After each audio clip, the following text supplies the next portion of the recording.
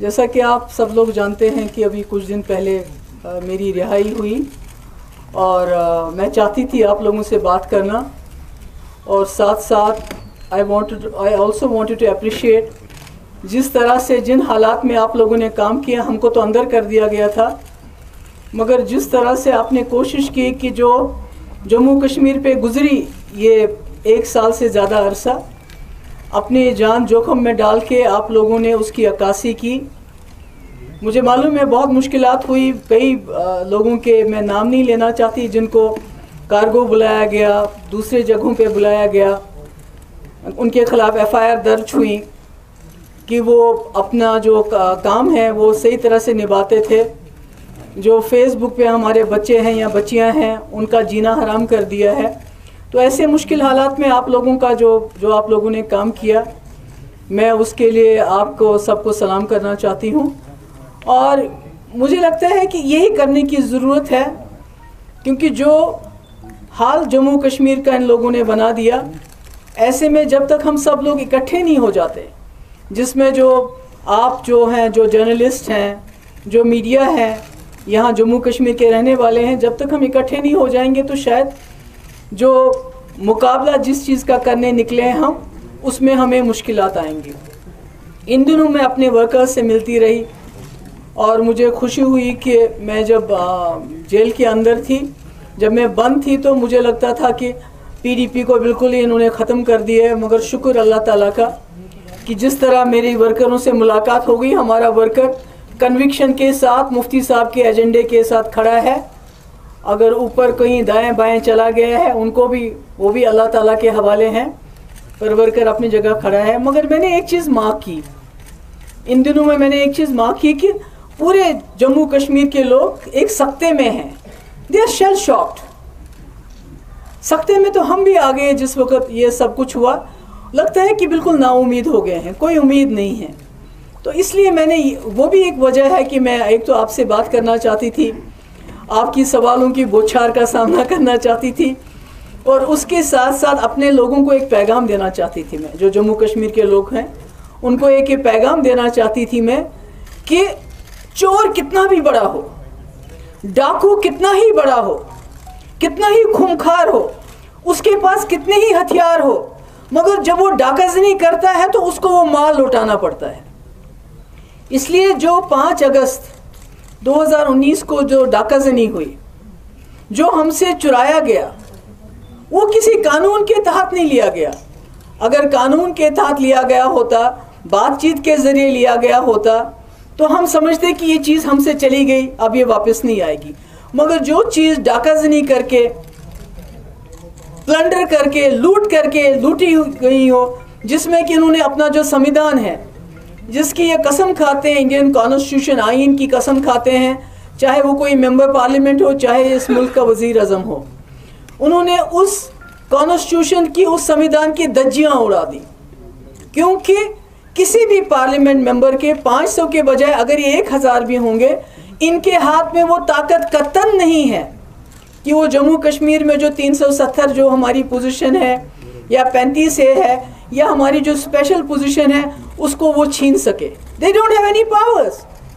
It is the Indian constitution.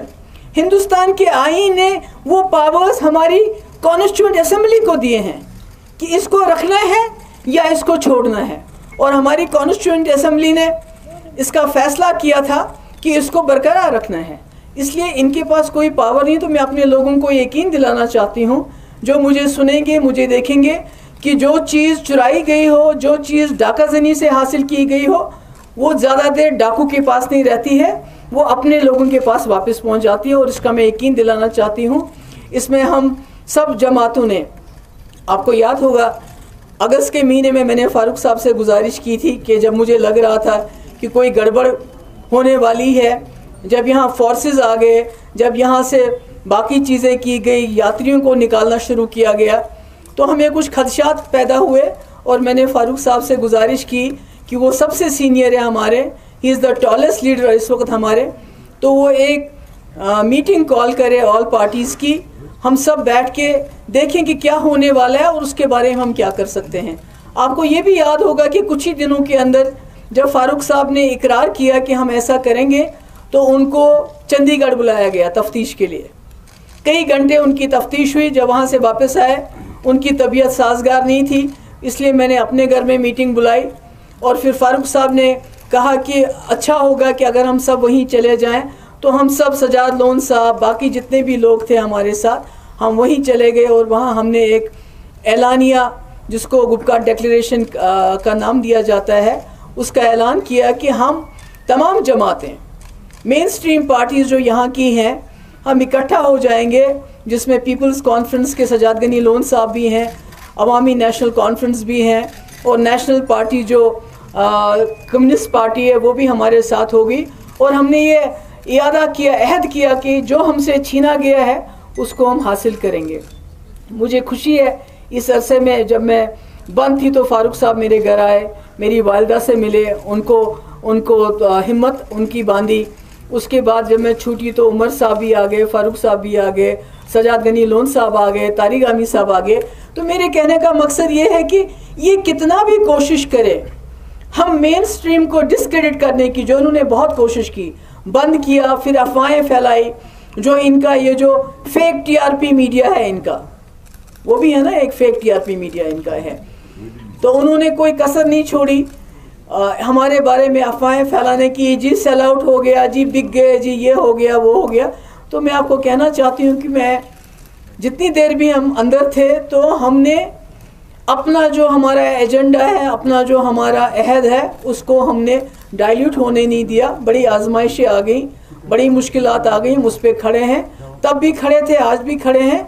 और मेरा ये कहना है कि आज पूरे मुल्क के अंदर इस जमात की, जिन्होंने कॉन्स्टिट्यूशन की धज्जियां उड़ाई, मुल्क के अंदर जब अपोजिशन पार्टीज कुछ को छोड़ के सब खामोश हो गई, उन्होंने सोचा कि चलो ये कश्मीर के साथ हो गया, आगे कुछ नहीं होगा।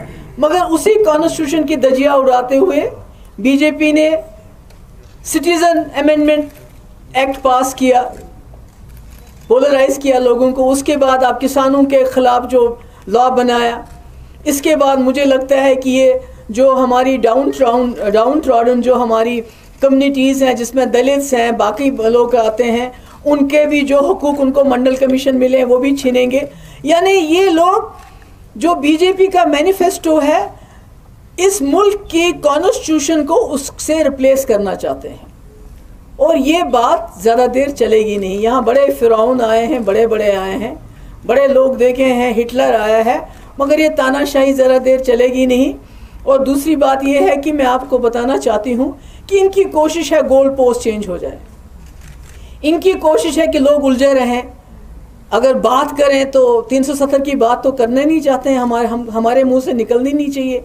मगर आपने देखा कि वो जो उनका कोई वो यूपी का वो जो वर्दी पहने होता है, वो किस कलर की, नारंगी रंग की, उसने कल क्या बोला, जब वोट मांगने के लिए कोई इनके पास कारकर्दगी नहीं है, they have nothing to show. क्या कहते हैं, आप जम्मू कश्मीर में आप ज़मीन खरीद सकते हो, हमने 370 वहाँ से हटा दिया। उसके बाद बोला कि हम मुफ्त के वैक्सीन देंगे, मगर आज वज़ीर आज़म को, नरेंद्र मोदी जी को फिर 370 की बात करनी पड़ी वोट के लिए। यानी हमें समझना चाहिए कि ये सरकार जो इस मुल्क के मसले मसाइल हैं उनको सुलझाने में नाकाम हो गई है। और चूंकि चाहे इकॉनमी हो, अब हम बांग्लादेश से भी पीछे चले गए हैं, चाहे एम्प्लॉयमेंट की बात हो, चाहे दूसरे तरक्की की बात हो, उसमें नाकाम हो गए हैं। तो क्या करते हैं, they are flogging minorities, they are flogging Kashmir. इन्होंने पहले ही मीडिया में कश्मीरियों को, मुसलमानों को, even dalits for that matter, demonise किया हुआ है। और जब ये किसी महाज पे फेल हो जाते हैं तो इनको कश्मीर 370 याद आता है। तो मेरा ये कहने का मकसद है कि हमारी लड़ाई 370 के लिए ज़रूर है, मगर जो मसले कश्मीर है, मैं आज उनको बताना चाहती हूँ जो दिल्ली में बैठे हैं, दिल्ली दरबार में लोग हैं, मसले कश्मीर मसला है। आप कबूतर की तरह आंखें बंद करके बिल्ली को नहीं भगा सकते। आंखें बंद की तो बिल्ली खा जाएगी आपको, आपका वजूद नहीं रहेगा। इसलिए मेरी पार्टी जो हमने मुफ्ती मोहम्मद सईद साहब ने, सबसे बड़ा मकसद था कि जम्मू कश्मीर को इस दलदल से निकाल के इस रीजन के अंदर एक पुल बनाना है, अमन का पुल।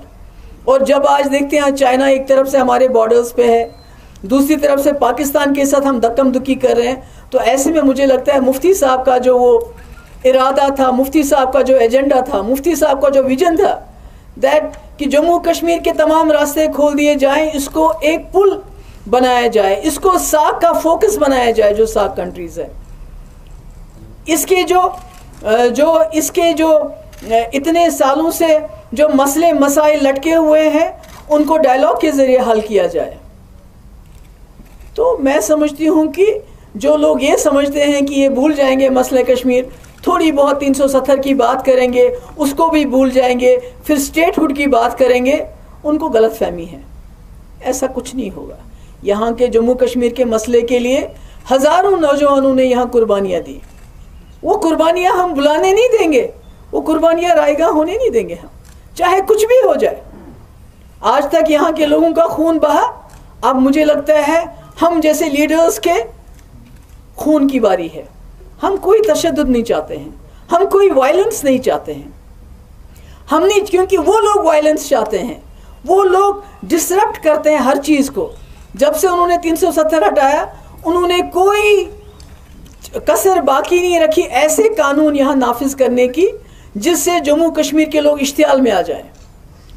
वो उर्दू ज़बान की बात हो, वो डोमिसाइल लॉ की बात हो, वो सेक्रेटरीट में मुसलमान ऑफिसर्स को दरकिनार करने की बात हो, वो हमारे यहाँ के जो वसाइल हैं, सैंड, रेत, ये भी नहीं छोड़ी इन लोगों ने हमारे लिए।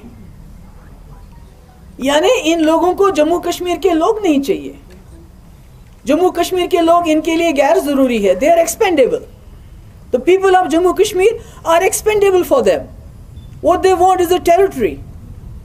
टेरिटरी तो इनके पास थी 2019 5 अगस्त तक जायज़ तरीके से थी, मगर जब इन्होंने एक रिश्ता तोड़ दिया जिसकी वजह से हमने इनके साथ इल्हाक किया था, एक्सेशन किया था, we had acceded to a liberal, democratic, secular India.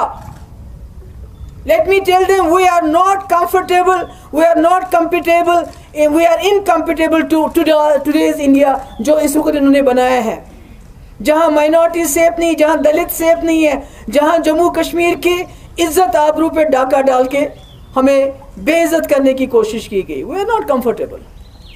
इनको सोचना पड़ेगा, आज नहीं तो कल इनको सोचना पड़ेगा कि ये मुल्क हिंदुस्तान की कॉन्स्टिट्यूशन पे चलेगा, ये बीजेपी के मैनिफेस्टो पे नहीं चलेगा।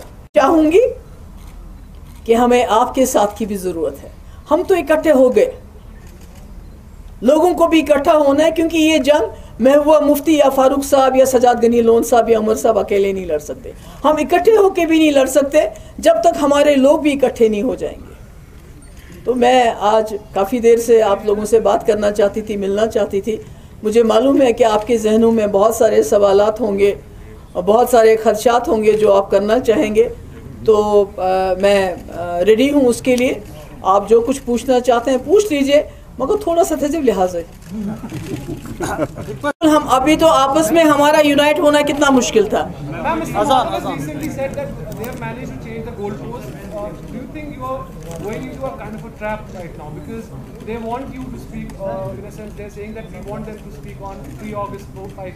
नहीं, मैंने तो पहले ही वो क्लियर किया कि I am not, my struggle will not be confined to restoration of 370, it will go beyond that, it will be for the resolution of Kashmir problem. उसमें जो भी हमारा रोल बनता है हम उसको करेंगे। How many people from Government of India tried to contact you to get you on the board? 1, 2. When you talk about elections, you said personally you will not be interested in elections. What about PDP? मैंने कहा ना, मैंने जहाँ तक PDP का सवाल है, अब तो हम अकेले नहीं हैं। जैसे आपको याद होगा पंचायत इलेक्शन थे तो हमने नेशनल कॉन्फ्रेंस और हमने इकट्ठे फैसला किया था कि हम इलेक्शन में पार्टिसिपेट करेंगे कि नहीं करेंगे। इसी तरह इस वक्त पहले में अपने जो हमारे वर्कर है अपनी पार्टी के अंदर डिस्कस करेंगे, उसके बाद पीपल्स अलायंस में हम ये बात डिस्कस करेंगे, और जो वहाँ से फैसला इकट्ठा हम करेंगे वही फैसला सब पे जो है लागू होगा। मगर जहाँ तक मेरा पर्सन का सवाल है, मैं अपने झंडे और अपने आइन के अंदर इलेक्शन लड़ने में इंटरेस्टेड नहीं हूँ।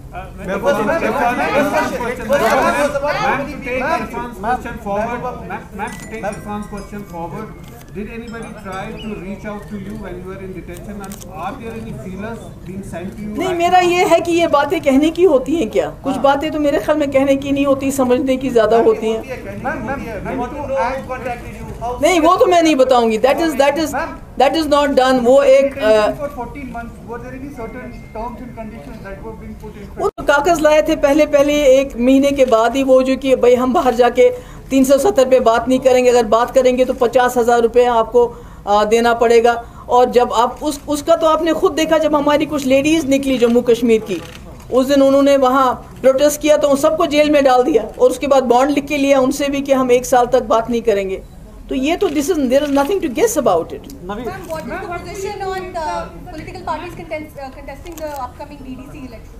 उसके बारे में भी देखिए, कल हमारी मीटिंग हो रही है यहाँ पीपल्स अलायंस की, जनरल सिचुएशन को डिस्कस करेंगे और ये जो इश्यूज हैं इनको भी हम डिस्कस करेंगे। बिल्कुल। लेकिन जब जो आप पिछले साल 1000 स्क्वायर किलोमीटर, मेरे ख्याल में कोई 40 किलोमीटर बड़ी मुश्किल से मिन्नतें करके उन्हें वापस लिए, अभी शायद 960 किलोमीटर उनके पास है। ये भी एक हकीकत है कि चाइना ने खुद 370 की बात करते हैं, वो कहते हैं कि ये डिस्प्यूटेड है तो आपने इसको क्यों यूनिलैटरल किया। तो ये तो एक हकीकत है कि चाइना जो अभी हमारे बॉर्डर्स पे है, वहाँ से उत्तराखंड दूसरी जगह से भी आ रहा है, ये तो you can't deny it, it's a fact. It's a fact कि 370 हटने के बाद जम्मू कश्मीर इससे पहले इतना इंटरनेशनल व्यू में कभी नहीं आया जितना इसके बाद आया। So these are all realities. You can't deny them. निकाले हैं ये जो जॉब्स का है कि 22 साल के बाद आप इसको जो है रिटायरमेंट है। हमारे छोटे छोटे बच्चे, अभी कई लोग जेलों में हैं, मौलवीज को जेलों में रखा है, जो रिलीजियस पार्टीज हैं उनको इन्होंने बैन कर दिया है। तो ये सब फेसबुक पे बच्चे होते हैं, उनको जेल में ले जाते हैं। तो ये सारी चीज़ें तो ये तो इश्यूज है ना, 370 इशू।